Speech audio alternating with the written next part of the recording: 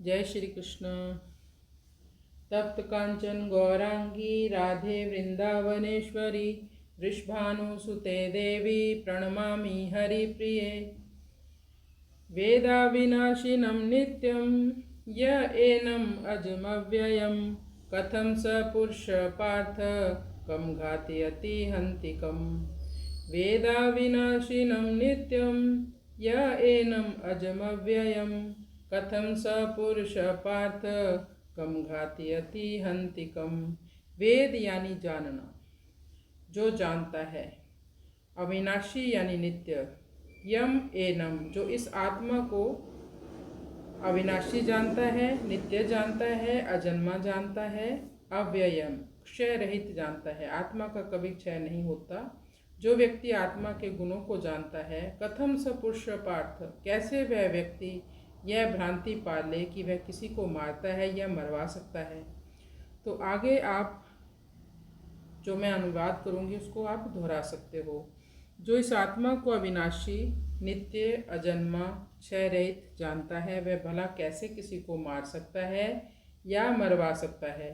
तो ये मारना और मरवाना केवल शरीर के लिए है। आत्मा को इसका कोई फर्क नहीं पड़ता और आत्मा को कोई मार नहीं सकता। फिर भी भगवान अर्जुन से कह रहे हैं तुम युद्ध करो, क्योंकि अर्जुन, जिन अपने संबंधियों से अति प्रेम करते हो उनको तुम कभी मार ही नहीं सकते, क्योंकि उनकी आत्मा तो नित्य है।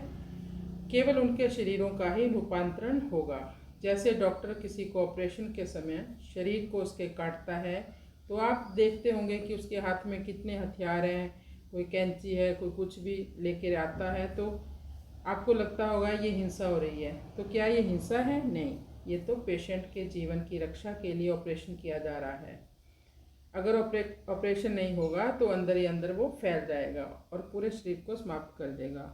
ऐसे ही अर्जुन धर्मयुक्त युद्ध में जबकि हिंसा होते हुए दिखाई देती है, पर यह हिंसा नहीं है। जैसे किसी जज ने कोई जजमेंट दिया, किसी दोषी को मृत्युदंड दिया, तो कोई कह सकता है अरे मृत्युदंड, ये तो हिंसा है, लेकिन उस जज को इसके लिए दंड नहीं दिया जाता और ना ही जज की कोई निंदा करता है, बल्कि उस न्यायाधीश की सभी जय जयकार ही करते हैं जिससे उस बदमाश को मृत्युदंड मिला। कहने का अर्थ है जो अर्जुन के द्वारा हिंसा हुई वो हिंसा नहीं थी, बल्कि धर्मयुक्त कार्य था। तो जो भगवान श्री कृष्ण के ऊपर झूठे आक्षेप लगाते हैं कि भगवान ने अर्जुन को युद्ध के लिए उकसाया, ये बिल्कुल गलत है। ये आक्षेप बिल्कुल सही नहीं है। भगवान ने तो बिल्कुल सही काम किया था, किसी प्रकार से अधर्म न फैल जाए। भगवान सबसे बड़े चिकित्सक हैं। उन्होंने कहा ये जो दुर्योधन रूपी, ये जो कौरव रूपी ट्यूमर है, इसका सफाया होना ही चाहिए, आतंकवादियों का सफाया होना ही चाहिए, नहीं तो ये अधर्म का भयंकर रूप ले लेंगे। कृष्णाय वासुदेवाय हरे परमात्मने प्रणत क्लेश नाशाय गोविंदाय नमो नमः। हरि शरणम।